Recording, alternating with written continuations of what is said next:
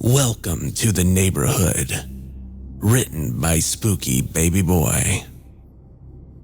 I still remember the first time I saw the Bucks when I was 12. It's still the first thing I think about when I meet new people. If I knew then what I know now, I would have avoided them entirely. On a Friday, my dad had made me come out to the car to help him unload groceries, and to this day, I wish he had come home even an hour earlier. When I walked out of the house, he was hefting a couple of gallons of milk and staring across the street at an unmarked box truck that was backing into the driveway of a vacant house a few doors down. Between returning to pick up more bags and walking back into the house, we saw a white man and woman exiting the cab and then lifting the rear gate of the truck to reveal stacks of cardboard boxes and various furniture pieces within. They were just so nondescript. The man was wearing a white, short-sleeve button-up shirt tucked into dark blue jeans, and the woman in black jeans and a baggy gray sweater. The couple appeared to be retirement age or approaching it, but they moved like they were middle-aged, climbing up and down the back of the truck with little difficulty. What struck me at the time was the silver hair that both of them had. When my dad and I were on the last trip of our chore, we walked out the front door together as the silver-haired man was bent over an open box next to his truck. He was rummaging through it.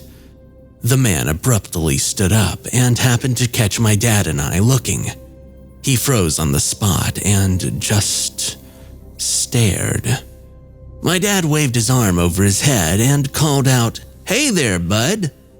I cringed and said, "Dad, he's not that far away. You don't have to shout." But the volume didn't seem to bother the guy. He stared for entirely too long and then raised his hand to shoulder height and gave a little weak wave. "Huh." Dad grunted and stopped waving as the man quickly picked up his open box and scurried into the house. "They must be tired from moving. That for sale sign was barely up for a month," my dad said. We finished bringing the groceries in and Dad told Mom about the couple moving in while they put their packages away. I popped a cookie into my mouth from one of the boxes and got a hand slapped for it. "Stop that," Mom said, then she clapped and excitedly exclaimed, "Ooh, I'll make some lemon squares to bring over to them. I don't want them to get the wrong idea about our neighborhood." "That sounds great, honey," Dad said and kissed the side of Mom's head. "But let's give them a few days to get settled. Now you stop stealing cookies and go wash up for supper," he said to me. And so it was decided. On the following Monday, after I got home from school and Dad got home from work, the three of us would go over to the new couple's house and introduce ourselves.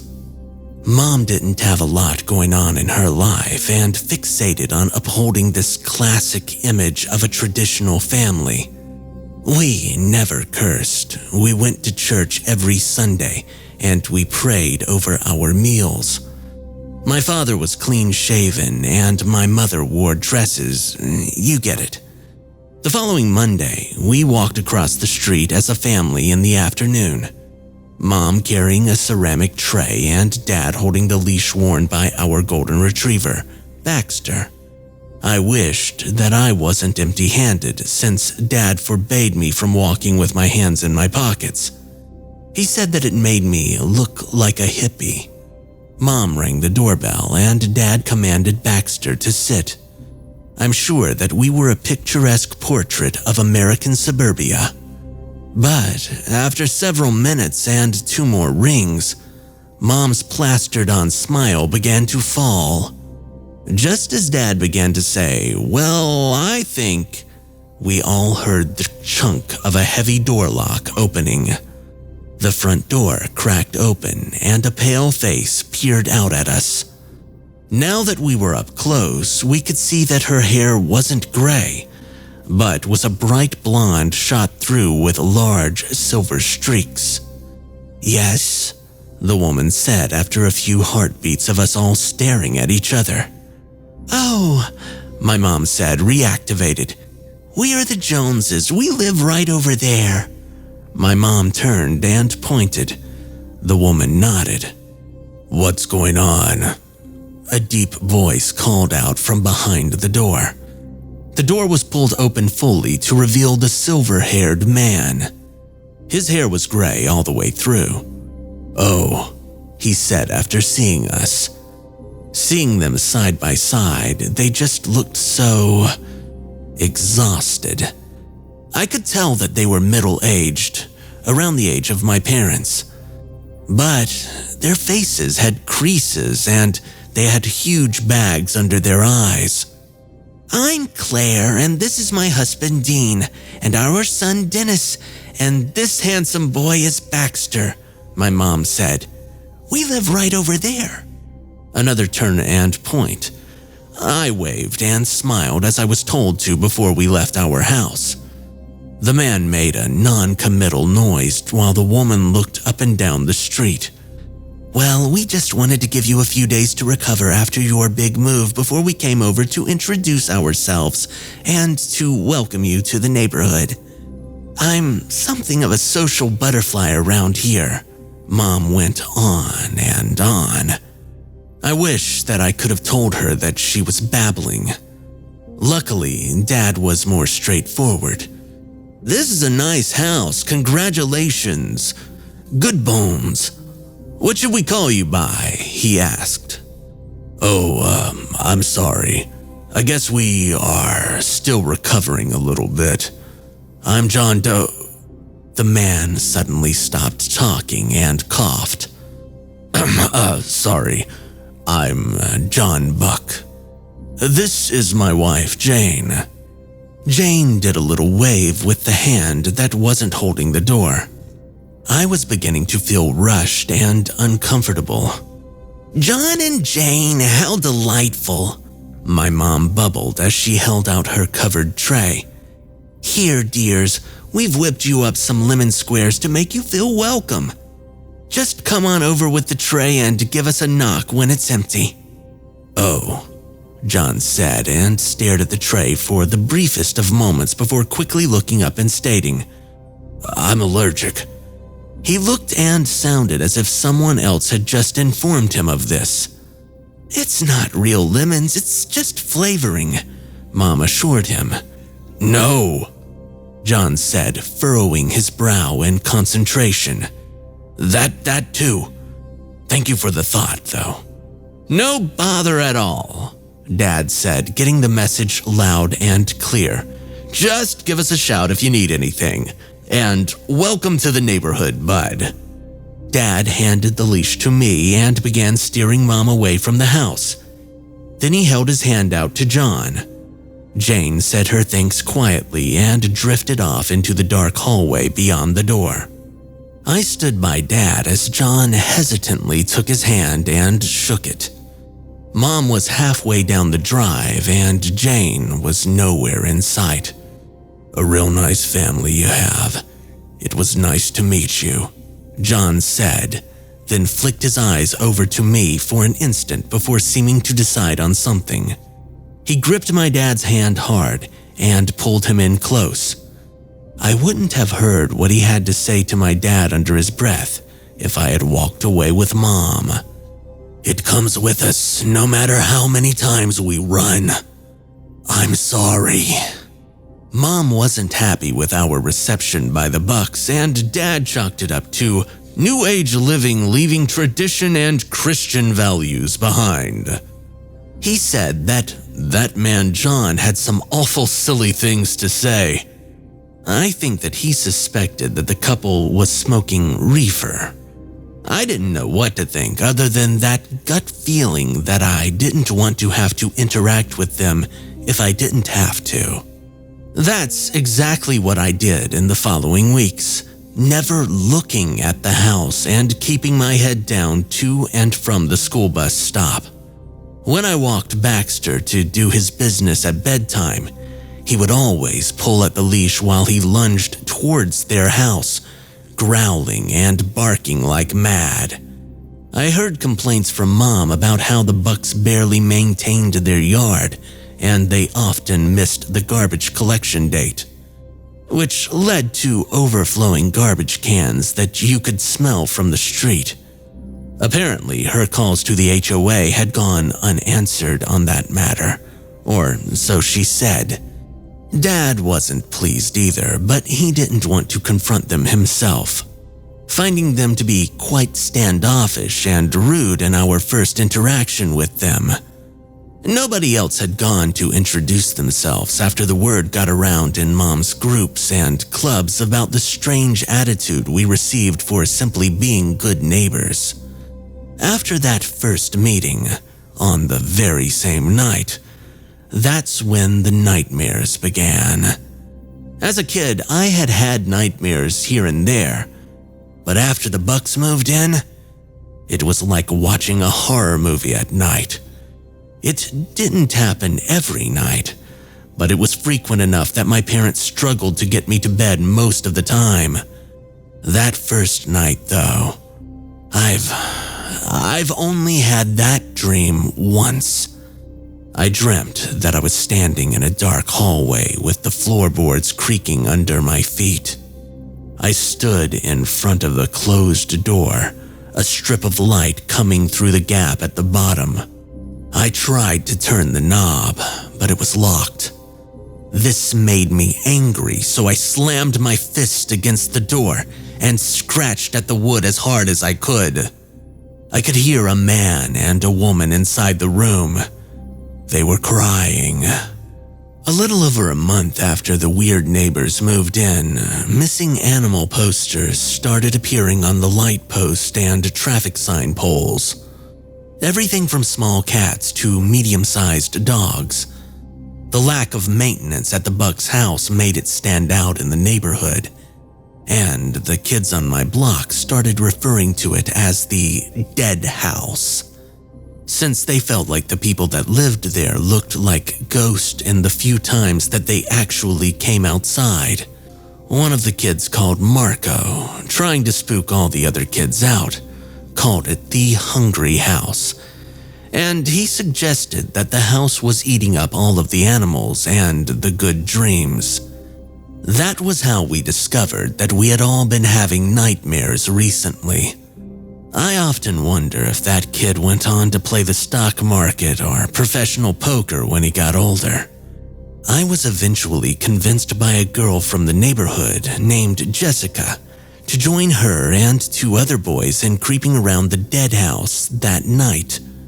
When she implied that I was too chicken to check it out with the other men, well, that was it. So we snuck out of our respective houses and met up at the end of the block in the flood of a lamppost. Dummy forgot I told him to bring his flashlight, Marco said as he slapped the back of the head of a chubby boy named Eric. "Quit," Eric hissed, stepping away and rubbing his head. "My old man took it to work and now I don't know where it is. It's not my fault." "There's probably enough streetlight to see," I said, shrugging. "See, it's fine. Denny says so." Jessica chirped and weaved her arm around mine, making me blush. "So let's go." The other boys rolled their eyes. There was no fence around the front yard, so we should have been able to approach the house with ease. But the stench became a barrier in itself. It got so bad that we each had to pull the front of our shirts over our noses and hold it there, which meant that Jessica had to let me go. Marco wanted to go and see what was making that smell, claiming the garbage at his house never stank so bad. Eric told him that that was because Marco himself stank enough for the whole block, and our laughing rapidly pushed and pulled our shirt fronts to and from our mouths in an eerie way. The laughing abruptly stopped when we crept next to the house and saw the trash cans. "What is that?" Eric asked. Either he could not process what he was seeing, or his mind wouldn't allow him to understand it. Jessica looked up from the piece of paper she had picked up from the ground along the side of the house. Is that a cat?" Marco almost shouted while slapping my upper arm with the back of his hand over and pointing at the can. Protruding from under the lowered can lid and hanging out the side was a long, furry tail and what was obviously a cat's leg. The pattern was one we all recognized. Since Mrs. Anders' cat sat with us at our school bus stop every morning, rubbing up against us and winding through our legs. Once there was no way to deny what we were looking at. Eric turned and vomited. I tried not to do the same, and Marco backed away with his hands up. I realized that most of the cans had old, dried blood streaked on the sides. "No way, you guys. I'm out. I don't want nothing to do with this," Marco stammered.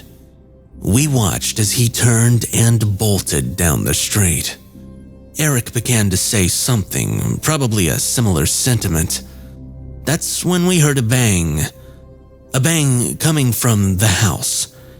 Eric, Jessica, and I looked at the two windows on the side of the house, then at each other, then back to the windows.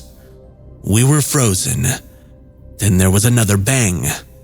"Go, Denny," Jessica whispered in a shaky breath and lightly pushed me towards the window, as she herself took a step back. I couldn't believe that they were doing this to me. I just wanted to run. Eric's face was all wide eyes and little else. I took a few steps towards the nearest window and I stood on tippy toes until I could see in. I was suddenly very envious of Marco's fight or flight response. I was looking at a dark hallway. At the end was a closed door. A thin rectangle of light was coming through the space at the bottom of it. For an instant, it seemed familiar, and I felt like the world was spinning faster. When the moment passed, I realized that there was just barely enough light from under the door and the streetlights behind me to make out what was happening. Jane Buck stood in the dark facing the door. With her hands at her sides, she leaned back, much too far to be able to remain standing, and then she rocketed forward until her forehead and her face collided with the door. Bang! Again. Bang! I looked to my friends and I saw Eric peeping in the second window towards the back of the house, looking into the room that was behind the closed door that I was seeing. Jessica was behind me, looking over my shoulder. In the hallway, Jane said something to the door, much too softly for us to make out. She was met with a loud "No" from John Buck. Eric jumped and staggered away from the window at the shout, and we watched him tripping over a pile of garbage and falling down with a clatter. Jessica and I whipped our gaze back to the hallway. Jane had stopped her banging and had tilted her head as if listening. I looked at Eric to see if he was okay. He was climbing to his feet. I looked back to the window. Jane Buck had her face pressed against the window pane, looking me straight in the face with smooth white eyes. Blood was pouring from a gaping wound on her forehead, and her nose was clearly broken from beating her face against the door. Her skin looked thin. I could see all of the veins in her face, and her eyes looked sunken into her head. Some of the skin was ripped like it had been pulled too tight across her head. Everything about her looked wrong. Jessica screamed in terror and ran, still clutching that piece of paper and screaming the whole way. Eric was right behind her. I felt frozen, locking eyes with Jane for what felt like an hour, but was probably only a few seconds. I backed away slowly, never taking my eyes off her. She watched me go, smearing blood against the squealing glass as she dragged her smiling face along it. As soon as the window was out of view, I ran for my life. I didn't look back, not even when I heard the front door slam open and wet feet slapping on the pavement behind me, faster and faster.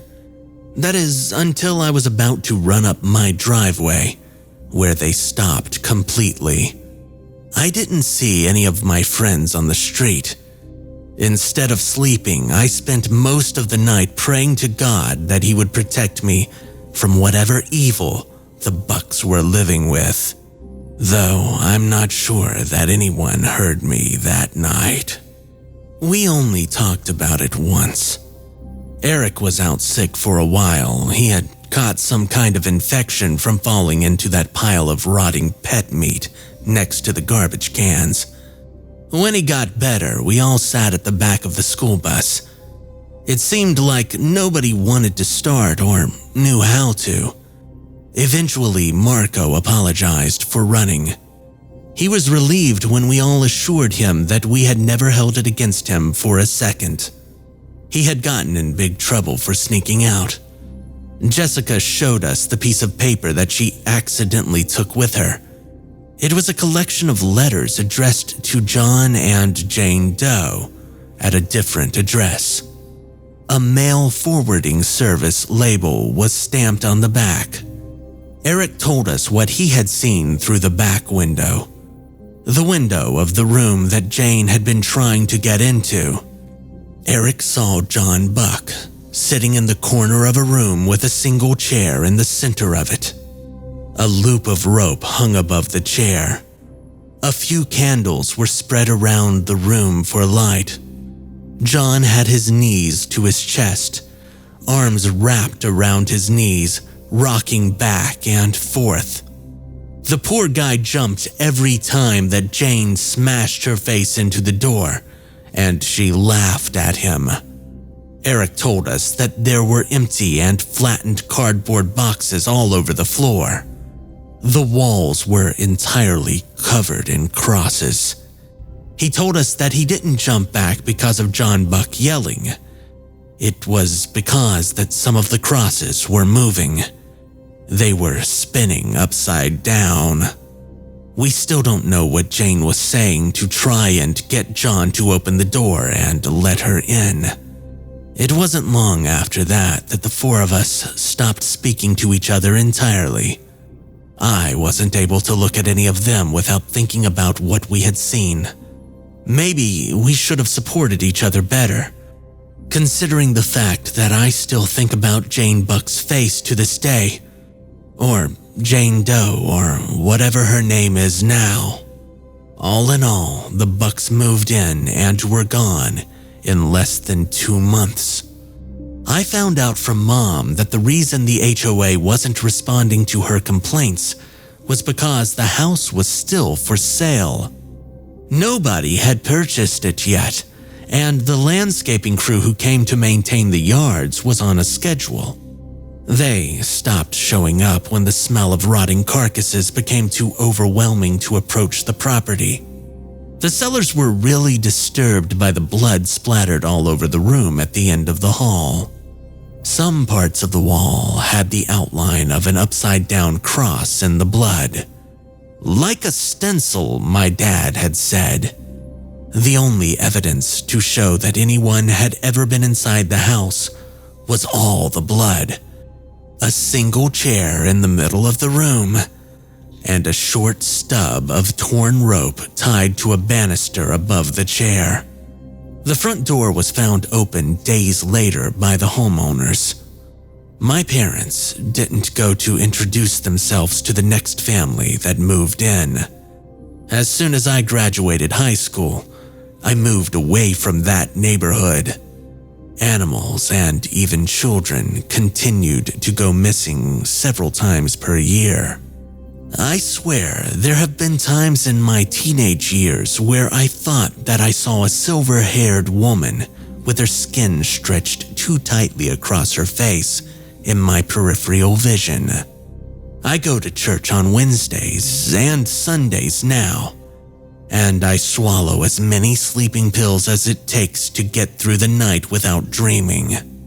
I don't want to see those white, blank eyes, and I want to ignore the occasional pounding at my door.